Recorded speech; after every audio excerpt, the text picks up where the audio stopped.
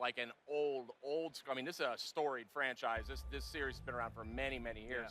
I haven't played the original first few, but I loved Vegas. That was a big on-road, I think, for a lot of folks through the Rainbow Six experience. And one of the things I always really liked about it was it has I wouldn't say a slower pace, but it was a more realistic character movement where you didn't feel like you're necessarily sprinting down these hallways. It wasn't going a mile a minute. It was more sort of considered and sort of methodical almost. And tell me a little bit about how you guys are approaching that pacing here in Rainbow Six Siege. Well, like that slow pacing you were talking about, we had a closed alpha like a few months back, and we learned a lot from players playing that, and they said the game was a little bit too fast for them, so we slowed it down big time based on their feedback. So we wanted to make the game about this, like, we want to put you in a very tense mission, and once that begins, we want it to have a crescendo at some point, both on PvP and PvE with the Terror Hunt. So you spawn into an area, it's very quiet, but as you approach the stronghold that the AI or other players have created, that's when the gun battle happens, that's when the explosions happen, that's when everything kind of goes down. So we have this ebb and flow of just this silent kind of tension, then it scales up to this crescendo. Like you said, it's very slow and methodical, and then it's all about your tech skill and responding and moving tactically and exercising your tactics in the heat of the moment when there's that crescendo that happens. That's awesome. So another thing, I'm just fondly reminiscing here about Rainbow Six Vegas, because boy, was that one of my favorite games when that came out.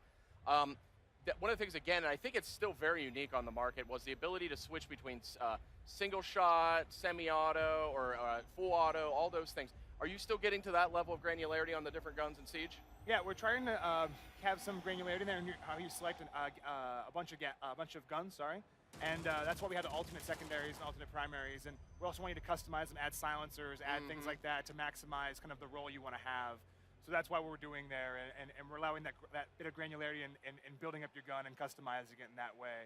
Now for a Vegas veteran like myself, what would you say is the biggest, most noticeable change compared from the Vegas games to Siege? Well, first of all, the third person is it's all entirely first person. We're going back to the first person tactical shooting.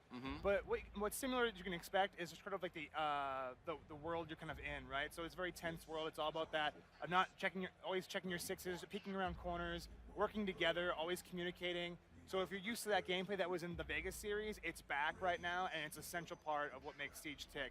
So if you're a Rainbow fan of old with the first-person gameplay, or you're a Vegas fan with like the tense and crescendo that happens, and like the erratic behavior that happens in the environment with the destruction that happened in Vegas, it's even more accentuated right now in Siege.